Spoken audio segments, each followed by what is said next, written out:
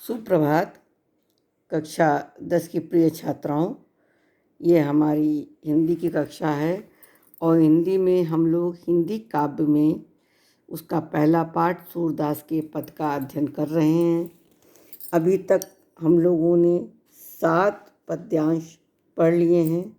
उसी क्रम में आगे बढ़ते हुए 8वां पद्यांश पहले पढ़ेंगे, फिर उसका कठिन शब्द समझेंगे और उसके बाद संदर्भ और अर्थ व्याख्या। ठीक है। ऊधव मन न भये 10-20, एक हुतो सो गयो श्याम संग को औराधई ईस। इंद्र शिथिल भई केशव बिन, ज्यों देही बिन शीस।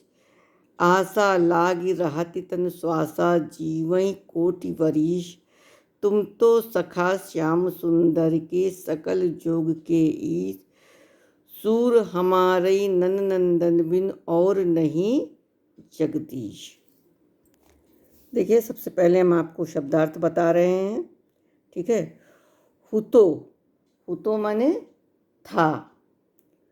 औराधई, औराधई माने उपासना करें। ठीक है। इंद्रिय जो नाक, कान और आँख, इस त्वचा, ये हमारी इंद्रियां हैं। और शिथिल यानी थकी हुई हैं। केशव भगवान कृष्ण, देह शरीर, शीश सर, आशा आशा, ठीक है, श्वासा श्वास, ठीक है, कोटि करोड़। ये इस तरीके से इसका शब्दार्थ है। सबसे पहले हम संदर्भ फिर प्रसंग समझेंगे। संदर्भ क्या होगा? प्रस्तुत पद्यांश हमारी पाठ्य पुस्तक हिंदी के काव्यखंड के सूरदास के पद नामक पाठ से लिया गया है। इसके रचयिता महाकवि सूरदास जी हैं। उसी क्रम में आगे हम पैराग्राफ बदल के प्रसंग लिखेंगे। उद्धव जी गोपियों को योग का संदेश देने के लिए मथुरा से गोकुल गांव पधारे हैं, लेकिन उनके उपदेश को सुन करके गोपियों ने योग करने में अपनी असमर्थता जताई है। क्या कहती हैं? ये देखिए, अर्थ व्याख्या दोनों चीज बता रही हूँ। उद्धव मन न भये 10-20।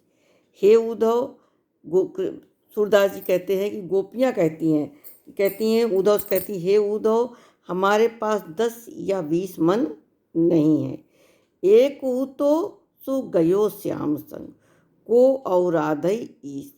एक मन था, वो श्याम के साथ चला गया, यानी भगवान कृष्ण के साथ चला गया। बताओ, को औराधई ईश, बताओ किस मन से अब हम ईश अर्थात ईश्वर की आराधना या उपासना करें। इंद्र शिथिल भई केशव बिन, हमारी जो इंद्रियां थी, नाक, कान, मुंह और त्वचा, ये सारी की सारी इंद्रियां जैसे थकी हुई सी हैं, शिथिल पड़ गई हैं। तो केशव बिनु, केशव अर्थात कृष्ण के बिना हमारी सारी इंद्रियां बिल्कुल शिथिल हो गई, थक गई हैं। ज्यों देही बिन शीस, जिस प्रकार से बिना शरीर के, बिना सिर के शरीर होता है, उसी प्रकार से बिना केशों के हम लोग हैं। आशा लागी रहति तन श्वासा, जीवई कोटि बरीस। कहते हैं ये आशा इस शरीर में के साथ लगी हुई है, उसी से हमारे सांस चल रहे हैं। जो करोड़ों वर्षों में जो जीव हैं, ये सब कभी न कभी हमारे, तो क्या कह रहे हैं कि जो हमारी आशा लगी हुई है कि भगवान कृष्ण लौट के आएंगे, इसी से हमारे शरीर में सांस चल रही है। और ये इस सहारे हम करोड़ों बरिस माने वर्षों तक जीवित रह सकते हैं। तुम तो सखा श्याम सुंदर के, सकल जोग के ईश। कहते तुम तो श्याम सुंदर अर्थात भगवान कृष्ण के मित्र भी हो, और संपूर्ण, सकल माने पूरे योग को, ईश्वर के योग को जानने वाले हो। तो सूर हमारे नन नंदन बिन, और नहीं जगदीश। सूरदास जी कहते हैं कि गोपियाँ कह रही हैं कि हमारे नंद नंदन के बिना हमारा इस संसार में कोई दूसरा ईश्वर नहीं है, अर्थात भगवान कृष्ण ही हमारे ईश्वर हैं, इसलिए हम लोग इसको कहने में समर्थ नहीं हैं। और इसका काव्य सौंदर्य क्या होगा? गोपियों की जो उक्तियां हैं बहुत ही मार्मिक और हृदय को स्पर्श करने वाली हैं। इसमें वियोग रस का वर्णन भी है, क्योंकि वो सभी बहुत प्रेम करती हैं। ब्रजभाषा है, अनुप्रास अलंकार है। ठीक है, ये इसका काव्य सौंदर्य है। अब आप अगला देखिए। उधव जाओ तुम्हें हम जाने, श्याम तुम्हें हाँ को न पठियो, तुम हो बीच भुलाने, ब्रज नारिन सो जोग कहत है, बात कहत न ल जाने, बड़े लोग न विवेक तुम्हारे, ऐसे भय अयाने, हमसो कही लई हमसे कही, जिए गुण ले सयाने, कह अबला कह दिशा दशा दिगंबर, मस्ट करो पहचाने, साच कहो तुमको अपनी सो, बूझति बात निधाने, सूर श्याम अब तुम ही पठायो, तब नहीं को मुस्काने। देखिए, पहले इसका शब्दार्थ देख लीजिए। ठीक है, पठायो माने भेजना। ठीक है, अयाने माने अज्ञानी।